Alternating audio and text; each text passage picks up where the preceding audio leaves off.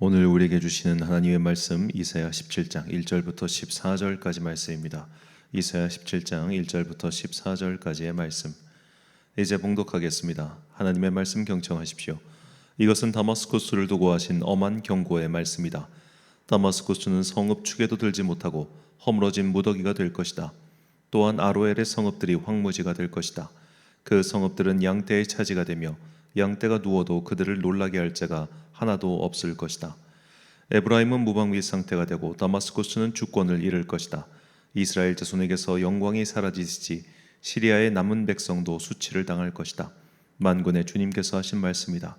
그날이 오면 야곱의 영화가 시들고 건강하던 몸이 야위일 것이다. 그들은 곡식을 거두고 난 텅 빈 들처럼 될 것이다. 곡식을 거두는 자가 곡식을 다 거두어버린 그 들판, 사람들이 이삭마저 다 줍고 내버린 그 들판, 이삭을 다 줍고 난 르바임 들판처럼 될 것이다. 그들은 열매를 따고 난 올리브 나무처럼 될 것이다. 마치 올리브 나무를 흔들 때에 가장 높은 가지에 있는 두세 개의 열매나 무성한 나무의 가장 먼 가지에 남은 네다섯 개의 열매와 같이 될 것이다. 주 이스라엘의 하나님께서 하신 말씀이다. 그날이 오면 사람들은 자기들을 지으신 분에게 눈길을 돌리고 이스라엘의 거룩하신 분을 바라볼 것이다. 자기들의 손으로 만든 제단들은 거들떠보지도 않고 자기들의 손가락으로 만든 아세라 상들과 태양 신상은 생각도 하지 않을 것이다. 그날이 오면 그 견고한 성읍들이 폐허가 될 것이다. 마치 이스라엘 자손 앞에서 도망친 히위족과 아모리족의 성읍들처럼 황폐하게 될 것이다. 이스라엘아, 내가 하나님 너의 구원자를 잊어버리고 내가 피할 견고한 반석을 기억하지 않고 이방신을 섬기려고 이방의 묘목으로 신성한 동산을 만들었구나. 나무를 심는 그날로 내가 울타리를 두르고 그 다음 날 아침에 내가 심은 씨에서 싹이 났다 하여도 내가 그것을 거두어들일 무렵에는 흉작이 되어 너의 슬픔이 클 것이다. 가련하다. 저 많은 민족의 요란한 소리가 마치 바다의 파도치는 소리처럼 요란하고 많은 백성들이 몰려오는 소리가 마치 거대한 물결이 밀려오는 소리 같구나. 비록 많은 백성이 거대한 물결이 밀려온 것 같이 소리를 내어도 주님께서 그들을 꾸짖으시리니 그들이 멀리 도망칠 것이다. 그들은 산에서 바람에 흩어지는 겨와 같고 폭풍 앞에 흩날리는 티끌과 같을 것이다. 그들이 저녁 때에 두려운 일을 당하고 아침이 오기 전에 사라질 것이니 이것이 바로 우리를 노략한 자가 받을 몫이고 우리를 약탈한 자가 받을 마땅한 값이다. 아멘. 그들도 하나님의 사람이다 라는 제목으로 하나님의 말씀 선포하겠습니다. 성경을 읽다 보면 재미없는 구간이 반드시 나옵니다. 그래서 그런 구간이 나오면 우리가 대충 눈으로 훑고만 지나가곤 하죠. 지금 우리가 읽고 있는 이사야의 구간이 딱 그런 재미없는 구간입니다. 이사야 13장부터 23장까지 이 10장 분량은 이스라엘 주변 나라들에 대한 심판의 말씀들입니다. 13장에서 바벨론으로 시작한 이 심판의 말씀은 23장 두로에 대한 심판의 말씀으로 끝나고 그 다음부터는 이스라엘 내부에 대한 심판의 말씀이 이어지죠. 자, 오늘 본문은 그중 17장 다메섹에 대한 심판의 말씀인 겁니다. 그러니까 우리가 이 구간을 읽을 때 왜 이해가 안 되느냐? 일단 성서 지리를 통달하지 않으면 여기에 나오는 각종 지명에 대해서 우리가 알 도리가 없습니다. 더구나 성서 지리에 통달해도 이게 다 고대의 명칭들이다 보니까 이 도시가 정확하게 어디를 가리키는지를 알지를 못해요. 어려운 지명 나오죠. 가보지 못한 나라들이 나오죠. 그러니까 최소한 이 구간을 읽으면서 이 구간에 나오는 사건들과 배경과 이런 것들을 알기 위해서는 앞에 있는 이스라엘의 역사에 대해서 최소한 그 골격의 이해를 가지고 있어야 이런 본문들에 대한 심판의 말씀이 이래서 이 말씀을 하시는구나 라는 걸 알 수 있다는 겁니다. 그러니까 성경이 참 이런 건 어려워요. 참 어려워요. 왜 성경을 우리가 이렇게 각권을 배치를 할 때 결국 이제 이것은 여러 교회의 역사와 또 함께하는 사람들의 권위를 통해서 성경 각권의 순서가 배치된 건 아니겠습니까? 선지서가 구약 성경에 제일 뒤에 배치되어 있어요. 이유를 생각해 보면 앞에 나와 있는 역사서의 내용들, 그러니까 열왕기가 되었던 사무엘 상하가 되었던 역대기가 되었던 이런 역사적인 사건들에 대한 배경 이해가 있어야 왜 이런 심판을 하셨는가를 우리가 이해할 수 있다는 겁니다. 오늘 다메섹에 대한 심판의 말씀도 마찬가지예요. 자, 오늘 이제 세번역 성경에서는 다마스쿠스, 그리고 우리 옛날 성경에서는 개역 개정에서는 다메섹이라고 번역한 이 도시는 이제 기원전 4000년대부터 형성된 도시국가입니다. 고대 아람어에서는 이걸 디마슈크라고 불렀는데 이것은 물이 풍부한 거주지라는 뜻입니다. 그리고 이 나중에 후대에 형성된 이베리슈 왕국, 이 아람 사람들이 만든 왕국인데 이 왕국의 수도였죠. 이 아람 왕국은 기원전 732년 아수르의 디글랏빌레셋에 의해 멸망당했고 그때부터 다메섹은 아수르의 한 도시가 되었습니다. 자, 이 다마스쿠스는 역사가 굉장히 오래된 도시죠. 그리고 메소포타미아, 그러니까 그들의 도시를 중심으로 해서 북동쪽으로 가면 바로 메소포타미아 문명이 있었는데 그 메소포타미아 문명과 바로 이 다메섹 밑에 있는 두로와 시돈, 페니키아라고 하죠. 해안 도시 국가. 이 페니키아를 연결하는 중간 통로였다는 겁니다.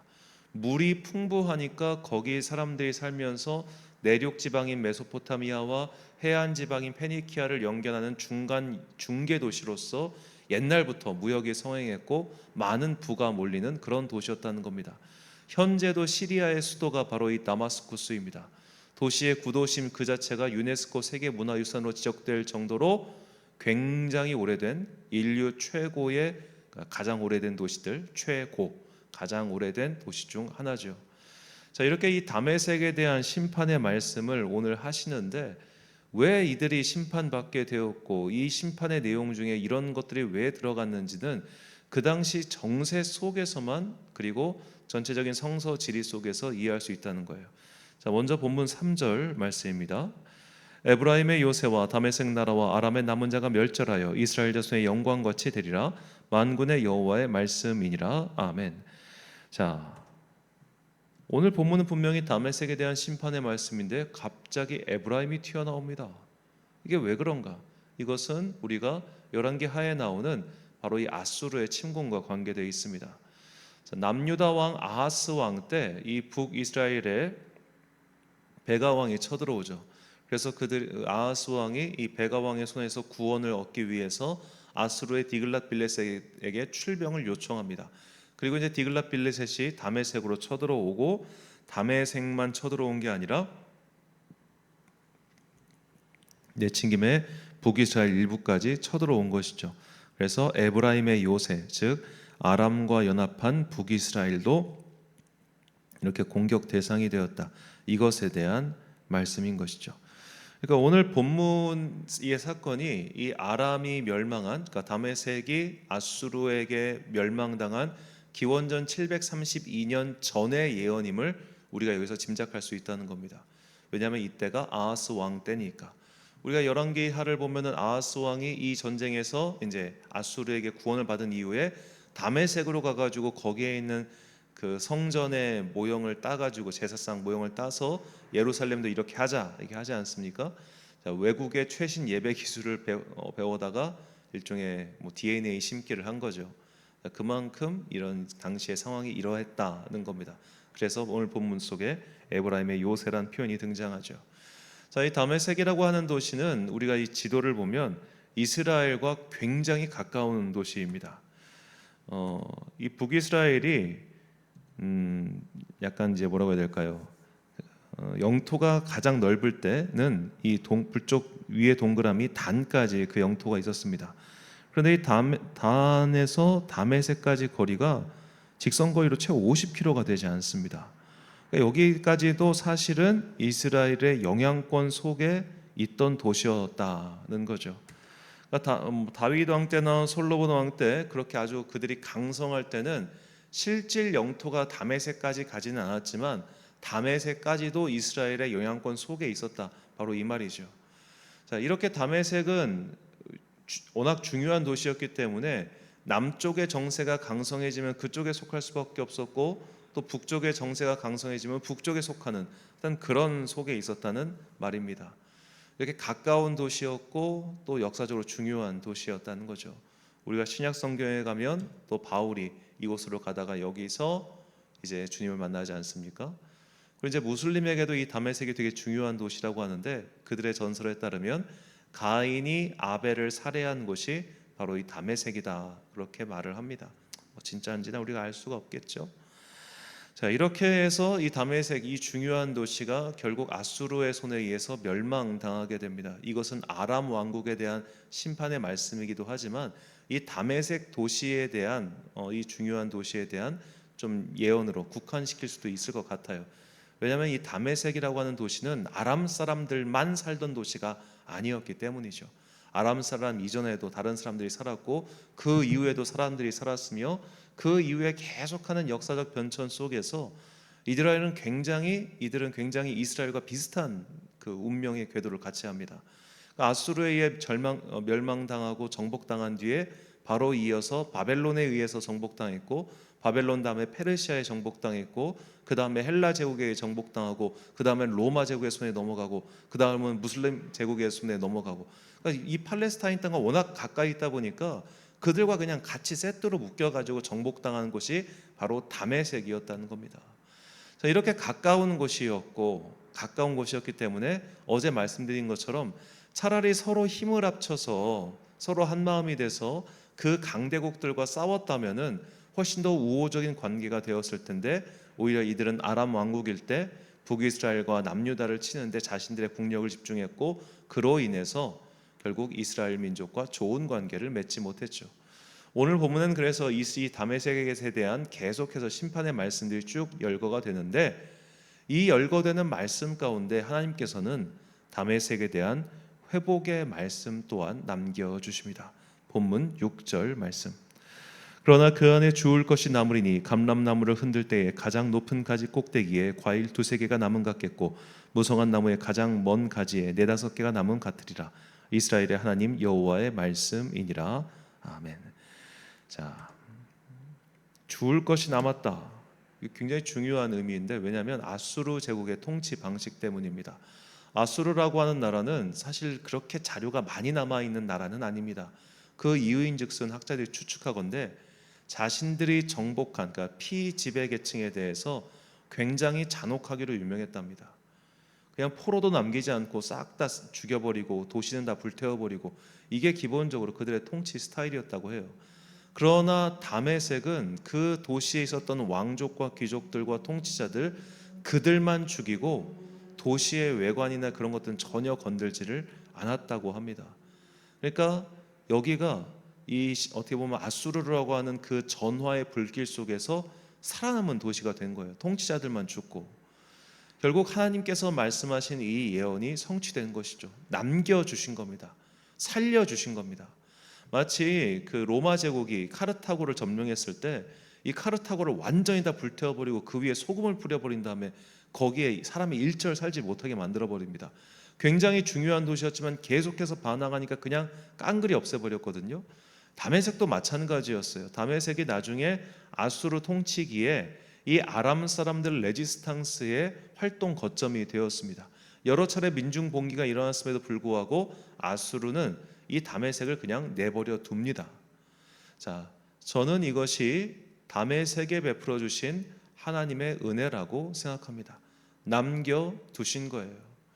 오늘 본문을 보면은 그 나뭇가지에 과일이 몇 가지 남은 것처럼 그 정도 남겨줄게 라고 말씀하셨지만, 좀 실제로는 그것보다 좀 더 남겨주셨던 것으로 보입니다. 그래도 그 도시는 살아남았고 무려 지금까지 살아남은 도시이기 때문이죠. 자, 그렇다면 우리는 여기서 질문을 던져야 됩니다. 하나님께서는 왜 이렇게 이방 나라, 이방 도시에 호의를 베푸셨는가라고 말이죠.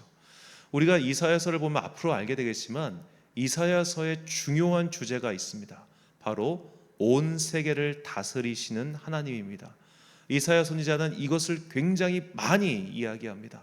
단순히 이스라엘 민족만을 위한 하나님, 이스라엘 민족을 괴롭히는 자들을 없애는 그 민족의 싸움신, 이것이 아니라 온 세계를 주관하시고 온 세계를 다스리시는 하나님, 그리고 이방까지도 구원하시는 하나님의 이야기가 이사야 선지자를 통해서 선포되지요.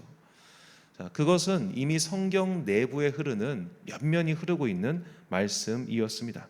출애굽기 19장 15절과 6절 말씀, 세계가 다 네게 속하였나니 너희가 내 말을 잘 듣고 내 언약을 지키면 너희는 모든 민족 중에서 내 소유가 되겠고 너희가 내게 대하여 제사장 나라가 되며 거룩한 백성이 되리라. 너는 이 말을 이스라엘 자손에게 전할지니라. 아멘. 자, 하나님께서는 처음부터 선포하셨습니다. 세계가 다 내게 속하였다라고 말입니다. 너희는 단지 제사장 민족으로 거룩한 백성으로 구별된 나의 도구일 뿐 내가 항상 너희 편만 들고 무조건 네 편 들고 이렇게 너희들의 그런 민족신으로 있는 나는 그런 게 아니야 라고 처음부터 말씀을 하셨어요. 그런데 이스라엘 민족은 세월이 흐르면서 이 사명을 착각합니다. 그저 하나님은 우리의 민족신, 우리의 나라를 수호하시는 신, 이 정도로 오해를 해요. 그리고 그들의 그런 생각은 당연히 주변에도 영향을 미칩니다. 이 열왕기상을 보면 주변 나라, 주변 민족들이 이 이스라엘의 하나님 여호와에 대해서 어떻게 생각하고 있느냐, 그거 되게 중요한 게 나오는데 이렇게 그들이 말합니다. 열왕기상 20장 23절과 28절. 아람 왕 신하들이 왕께 아뢰되 그들의 신은 산의 신이므로 그들이 우리보다 강하였거니와 우리가 만일 평지에서 그들과 싸우면 반드시 그들보다 강할지라. 그때에 하나님의 사람이 이스라엘 왕에게 나와 말하여 이르되 여호와의 말씀에 아람 사람이 말하기를 여호와는 산의 신이요 골짜기의 신은 아니라 하는도다. 그러므로 내가 이 큰 군대를 다 내 손에 넘기리니 너희는 내가 여호와인 줄 알리라 하셨나이다 하니라. 아멘. 자, 여호와는 산의 신이다. 그렇게 생각하는 것도 이해가 갑니다. 이스라엘 나라의 지형을 보면 순산이에요. 고원산, 산산 아니면 광야 이렇게 말이죠. 그러니 이런 나라에 살고 있는 이런 지형에 살고 있는 이들이 섬기는 민족신은 당연히 산의 신일 거야 라고 주변 나라가 생각합니다. 그러나 하나님은 산의 신이 아니라 온 세계의 신이십니다. 여기서 우리 현재 그리스도인들의 삶의 태도를 돌아봐야 됩니다. 우리는 내가 믿는 하나님을 그저 나의 하나님 정도로 제한해서 생각하게끔 그렇게 만들고 있는 것은 아닙니까? 교회 속에 갇힌 하나님, 우리 민족 가운데 갇힌 하나님, 믿는 사람들에게 갇혀있는 하나님, 문화 속에 갇혀있는 하나님, 그렇게 생각하고 하게 만드는 것은 아니냐 이 말이죠. 시편 기자는 말합니다. 시편 24편 1절 말씀. 땅과 거기에 충만한 것과 세계와 그 가운데 사는 자들은 다 여호와의 것이로다. 아멘. 다 여호와의 것이다. 믿는 사람은 당연히 말할 것도 없고요. 믿지 않는 자들도 다 여호와의 것입니다. 불교도도 여호와의 것이고 무슬림도 여호와의 것입니다. 하나님 대한민국도 여호와의 것이고 일본도 여호와의 것이고 중국도 여호와의 것입니다.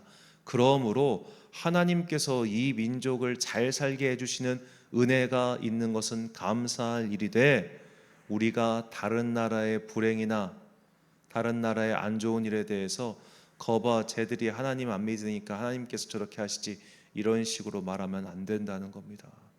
그거 속상해 하실 거예요. 자, 예를 들어 자녀들이 있어요. 효자가 있고 불효자가 있을 거 아닙니까? 믿는 우리가 효자라고 칩시다. 불효자 자녀가 망했어요.